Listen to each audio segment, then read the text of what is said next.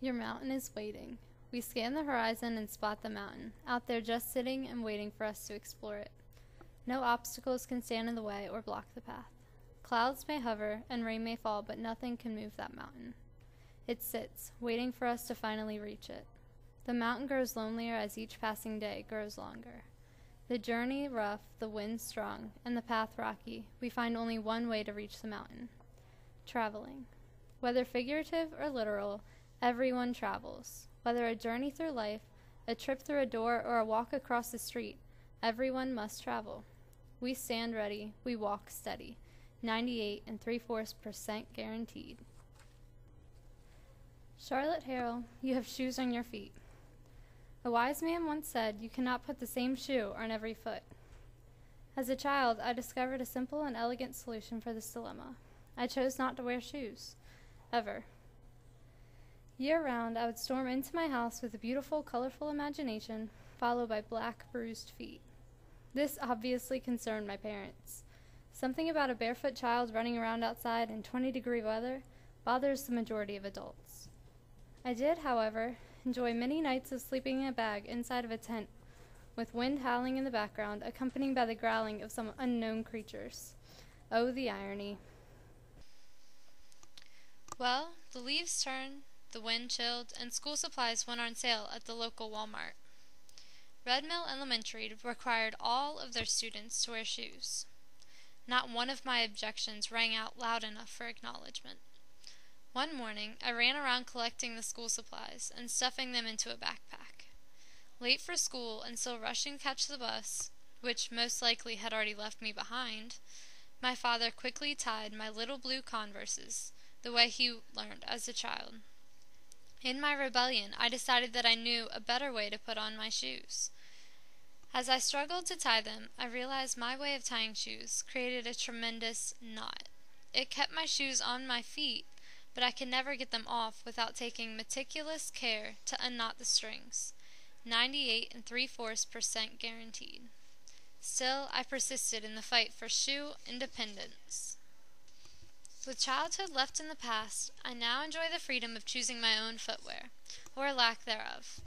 About a month ago, I discovered a wonderful invention called Vibram Five Fingers. Shoes that have toes interested me, as I am known for going barefoot at all times and in all weather. My parents, sister, and friends continuously joke me, even still.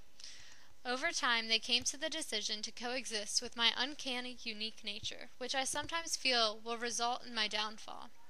I think of my little black shoes as a new adventure, and I dream of all of the mountains that my shoes and I will climb. Mostly, I envision all of the adventures I plan to have, including the tents, howling wind, and growling creatures.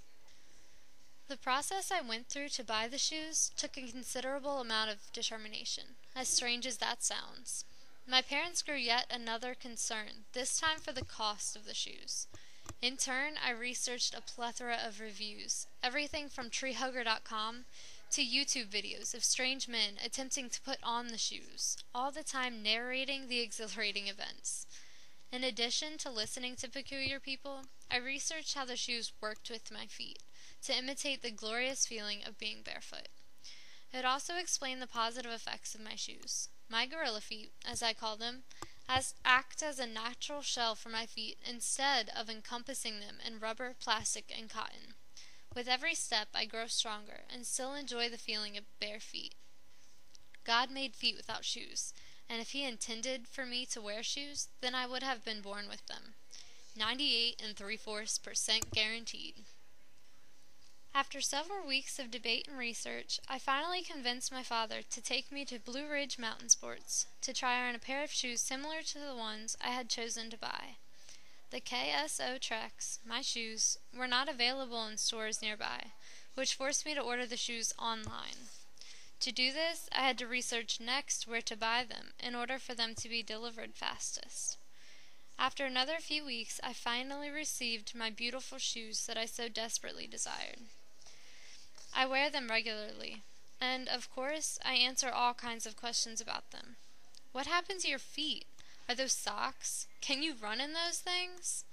I usually answer and walk away without much explanation. My shoes mirror my personality, unique and unexplainable. It is not in my nature to do the expected, or to act in a way that seems normal to others. I choose my own paths to take in life, despite the questions or strange looks I receive from the crowd. I follow my own unparalleled path, and I walk in my shoes that do not need to be tied. Eddie Vedder explains this idea so well in his song, which he ironically wrote for the Into the Wild soundtrack. They think of me and my wandering, but I'm never what they thought. I've got my indignation, but I'm pure in all my thoughts. I'm alive.